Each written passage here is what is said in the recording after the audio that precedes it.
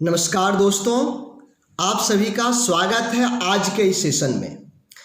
मैं आज आपके लिए कुछ बातें शेयर करने वाला हूं। जो लोग जेटेट की तैयारी कर रहे हैं, सीटेट की तैयारी कर रहे हैं, उनके लिए यह जो बात है रामबाण होगा, उनकी भविष्य के दिशा को तय करेगा। आपका सपना है एक शिक्षक बनने का, और आपके सपने को पूरा करने के लिए आप कैसे तैयारी करेंगे इसके बारे में बात करने वाला हूं। चूंकि भविष्य से जुड़ा हुआ है, इसीलिए सभी लोगों को सावधानी पूर्वक एक रणनीति के तहत तैयारी करनी चाहिए। मैं भी यहाँ पर आपको वही चीजें बताने वाला हूं। सबसे पहले आज मैं बताऊंगा कि आप सीडीपी की तैयारी कैसे करेंगे, बाल विकास एवं शिक्षा शास्त्र की तैयारी कैसे करेंगे। तैयारी के पहले मैं बात करूं कि सीडीपी और शिक्षा शास्त्र, सीडीपी कहिए या बाल विकास एवं शिक्षा शास्त्र, जेटेट के लिए या सीटेट के लिए कितना महत्वपूर्ण है। मैं एक शब्द कहूंगा कि यदि आप सीडीपी अर्थात बाल विकास एवं शिक्षा शास्त्र की तैयारी बढ़िया ढंग से कर लिए तो आपका कुल टोटल का 50% तैयारी हो गया। यदि आप बाल विकास एवं शिक्षा शास्त्र को बढ़िया तरीके से समझ गए तो आप ये समझिए कि आपका 50% तैयारी हो चुका है। क्यों? देखिए, जितना भी सब्जेक्ट है, जैसे मैं बात करता हूँ 1 to 5 का, इसमें सीडीपी हो गया, language 1, language 2, local language, EVS और मैथ, ये रहेंगे ना। अब आप देखें, सीडीपी तो आप इसकी तैयारी कर ही लिए, लैंग्वेज 1 में भी शिक्षा शास्त्र रहेगा। यदि आप हिंदी चुने हैं तो हिंदी शिक्षा शास्त्र रहेगा, इंग्लिश सेकंड लैंग्वेज में इंग्लिश शिक्षा शास्त्र रहेगा, ईवीएस में ईवीएस का पेडागोगी रहेगा, मैथ में मैथ का पेडागोगी रहेगा। अब होता क्या है कि जो ये सीडीपी है, ये सीडीपी जो इन सभी का पेडागोगी है, इससे रिलेटेड होता है, संबंधित होता है। यदि आप सीडीपी को अच्छे ढंग से समझ गए हैं तो इन सभी का जो पेडागोगी है, इसको समझने में देरी नहीं लगेगा। मतलब क्या हुआ? एक तीर दो निशाना, एक तीर से दो शिकार। यहां पर आप तैयारी किए सीडीपी का और आपका तैयारी इन सभी के शिक्षा शास्त्र का हो जाता है। इसलिए मैं हमेशा सभी लोगों को सजेस्ट करता हूं कि सीडीपी को बढ़िया ढंग से तैयारी करो। यदि बढ़िया ढंग से तैयारी हो गया तो समझो कि 50% तैयारी हो चुका है। तो अब हम यहां पर बात करेंगे कि तैयारी कैसे करना है।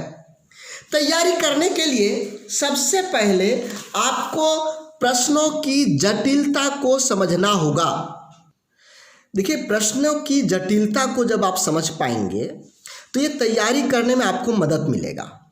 इसके लिए आपको क्या करना है कि जो प्रीवियस ईयर्स के क्वेश्चन हैं, प्रीवियस ईयर्स के क्वेश्चन हैं, चाहे वह सीटेट के हों या जेटेट के हों, कम से कम आप 5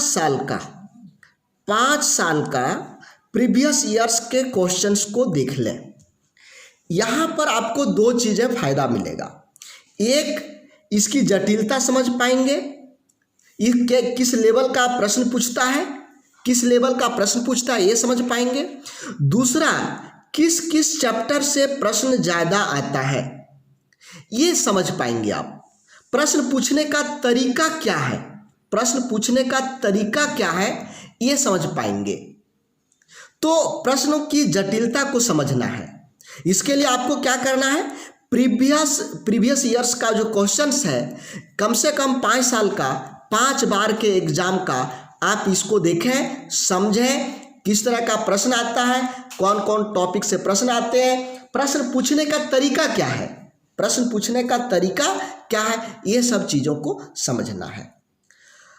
दूसरा चीज, मैं हमेशा आप सभी को कहते आ रहा हूं और आज भी मैं कह रहा हूं कि यदि आप जेटेट को पास करना चाहते हैं, सीटेट को पास करना चाहते हैं, तो रटना नहीं है दोस्त, कभी भी रट के पास नहीं कर पाओगे।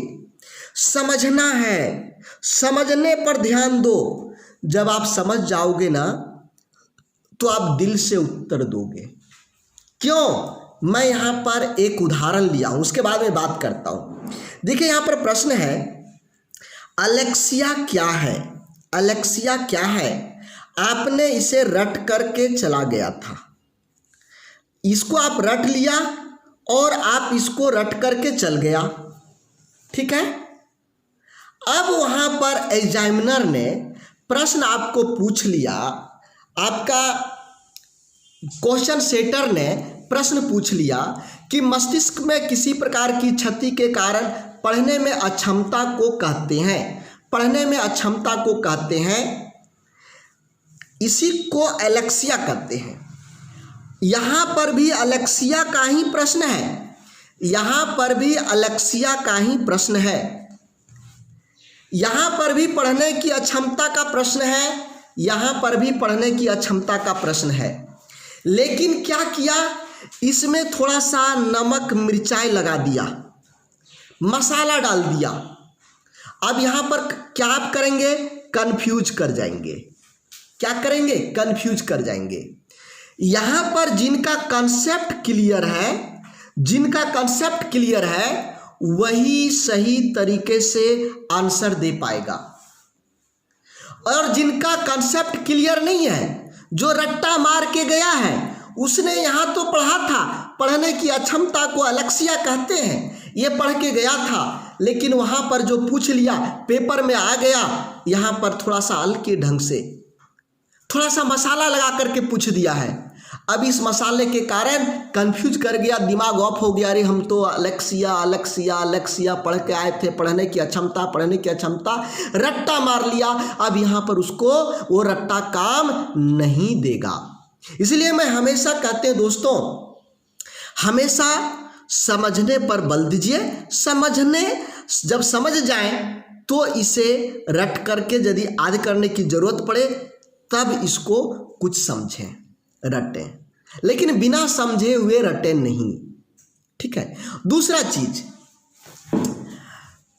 जो ऑप्शंस होते हैं, चाहे वो सीटेट के हो या जेटेट के हो, उसके जो ऑप्शंस होते हैं ये जुड़वा बहन के जैसा होता है।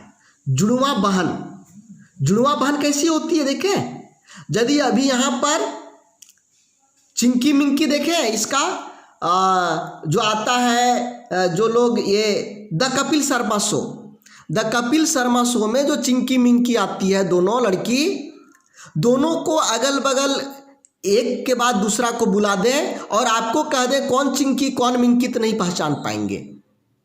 उसी तरह से यहाँ पर भी जो प्रश्न का ये ऑप्शंस होते हैं सब एक ही जैसे होते हैं, हल्का सा अंतर होता है। यह हल्का सा अंतर करने के लिए आपको कॉन्सेप्ट को समझना पड़ेगा।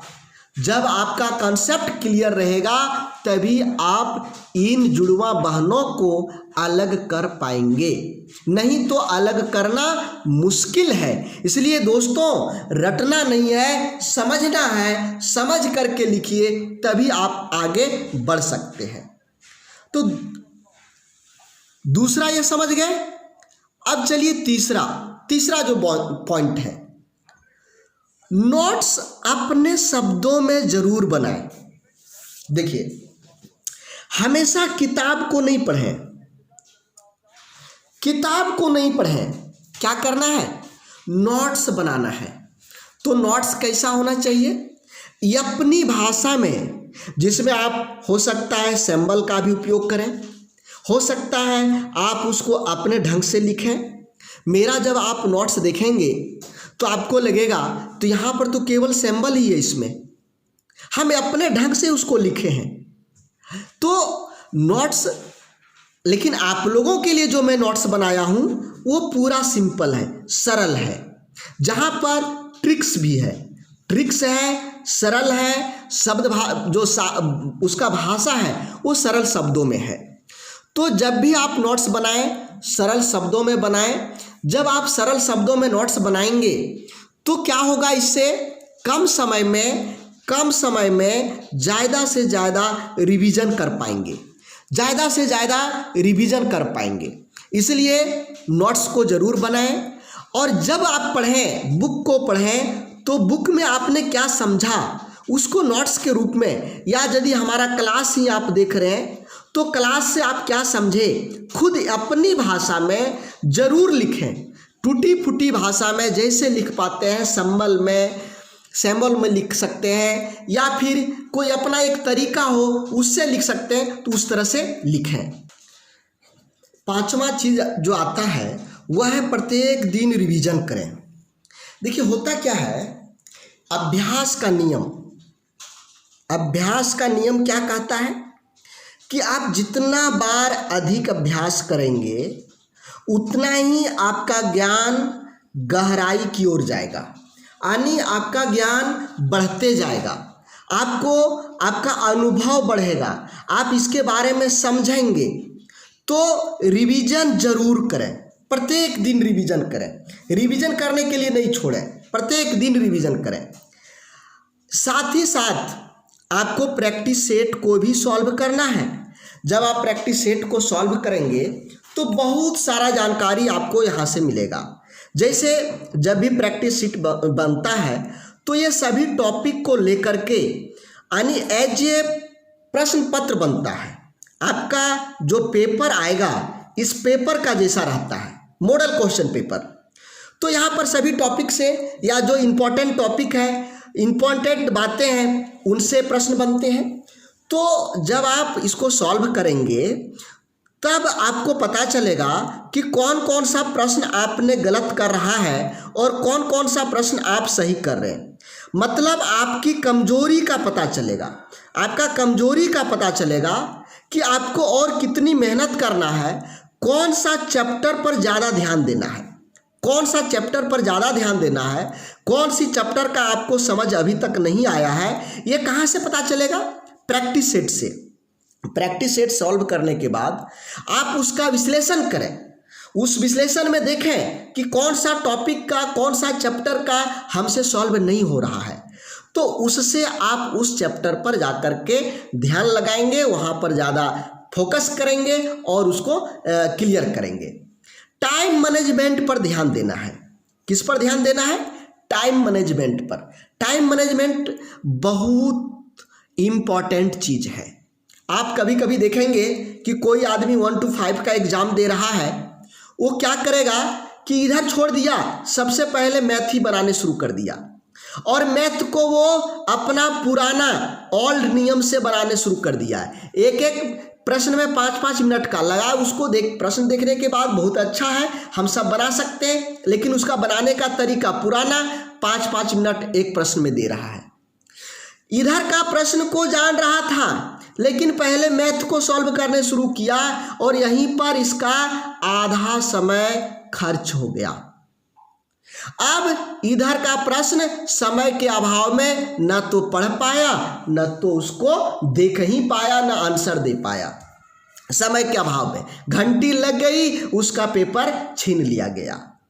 तो जब आप ये प्रैक्टिस सेट करेंगे टाइम लिमिट वाला, टाइम से जब आप एकदम टाइम लिमिट लेकर के जब प्रैक्टिस सेट करेंगे तो आपको पता चलेगा कि हमको कितना स्पीड में बनाना है, कितना स्लो में बनाना है, कैसे बनाना है, ये सब चीज़ें। टाइम मैनेजमेंट के लिए हम अलग से एक वीडियो बनाएंगे कि आप एग्ज़ाम में कैसे टाइम मैनेजमेंट कर सकते हैं, टाइम को बचा सकते हैं, क्या टॉपिक अपनाना, ये कौन सा ट्रिक्स अपनाना चाहिए जिससे हम कम समय में ज़्यादा आंसर कर सकें। तो यहाँ पर आपने क्या देखा कि सीडीपी की तैयारी करने के लिए हमको कौन कौन सी रणनीति को अपनाना चाहिए, कैसे करना चाहिए। अब मैं बता रहा हूँ, मैं 1 जून से जो मेरा न्यू बैच स्टार्ट हो रहा है, चाहे आप सीटेट की तैयारी कर रहे हो, चाहे आप जेटेट की तैयारी कर रहे हो या एस्टेट की तैयारी कर रहे हो, इन तीनों का 1 जून से मेरा नया बैच स्टार्ट हो रहा है, न्यू बैच स्टार्ट हो रहा है। यहाँ पर हम आपको क्या क्या देंगे। सबसे पहले टॉपिक वाइज क्लास देंगे। क्या देंगे? Topic wise class. एक भी टॉपिक नहीं छूटेगा। आपका जो लेवल है, जिस लेवल का प्रश्न पूछा जाएगा उस लेवल की हम तैयारी करवाएंगे। 1 to 5 के लिए इंटर लेवल और 6 to 8 के लिए ग्रेजुएशन लेवल की हम तैयारी करवाएंगे। टॉपिक वाइज नोट्स देंगे। बहुत कम समय में आप ज़्यादा पढ़ सकते हैं, ज़्यादा समझ सकते हैं, वैसा हम नोट्स आपको देंगे। प्रैक्टिस सेट देंगे। ये सब चीज़ें आपकी तैयारी के लिए कितना मददगार होगा ये आप खुद समझ सकते हैं। देखिए, इससे क्या होगा, आपका समय का बचत हो जाएगा। बहुत सारे कामकाजी महिलाएं हैं जो पारा शिक्षिका हैं या कोई प्राइवेट स्कूल की टीचर्स हैं, घर पर भी उन्हें काम करना पड़ता है, लेकिन उनका सपना है कि हम भी शिक्षक बनेंगे, गवर्नमेंट टीचर बनेंगे। तो इसके लिए यह जो मेरा बैच है यह बहुत ही सटीक है। घर बैठे तैयारी करना है। 1 to 5 के लिए रात्रि का समय 8 बजे से स्टार्ट होगा, जो 1.5 घंटा 90 मिनट की क्लास होगी। 90 मिनट का प्रत्येक क्लास होगा। समय की बचत हो जाएगी। जब भी आपको फुर्सत मिले आप उतना देख सकते हैं, उस समय आप देख सकते हैं, उतने बार रिवीजन कर सकते हैं। इसमें यह पाबंदी नहीं है कि एक बार ही हम देख लिए अब मेरा हो गया। आपको जो दिया गया लिंक है, जो आप या मेरा जो ऐप है, ऐप पर लिंक दिया रहेगा। आप जब जब फुर्सत मिले चैप्टर वाइज, टॉपिक वाइज टिक करेंगे, लिंक पर टच करेंगे और यहाँ से कोर्स को देख पाएंगे। साथ ही पैसे की बचत होगी। आप यदि कोई बड़ा इंस्टीट्यूट जाते हैं, ऑनलाइन ना छोड़ करके ऑफलाइन, यदि ऑफलाइन जाते हैं तो ऑफलाइन बैच की कॉस्ट अधिक होती है। जैसे हमारा ऑफलाइन बैच का कॉस्ट है एक स्टूडेंट का, एक कोर्स का 7,000। यदि वो दोनों करता है तो उसका है 10,000। दोनों का, एक का 7,000, दोनों का 10,000। लेकिन यहाँ पर आपका जो मेरा ऑनलाइन है, इसका जानते हैं 10% है। 10% है अभी जो ऑफर हम दिए हैं। ऑफलाइन बैच का 10% आपका ऑनलाइन बैच का फी है। तो वही सब कुछ जो हमारा 15 वर्षों का एक्सपीरियंस है पढ़ाने का, वह सब कुछ आपको 10% में ही घर बैठे ना आना है, ना जाना है, कुछ करना है, और वहीं पर आपको ऑनलाइन मिल रहा है। तो यदि आप हमारे साथ जुड़ करके तैयारी करना चाहते हैं तो ये व्हाट्सएप नंबर है, देख रहे होंगे ये दोनों व्हाट्सएप नंबर।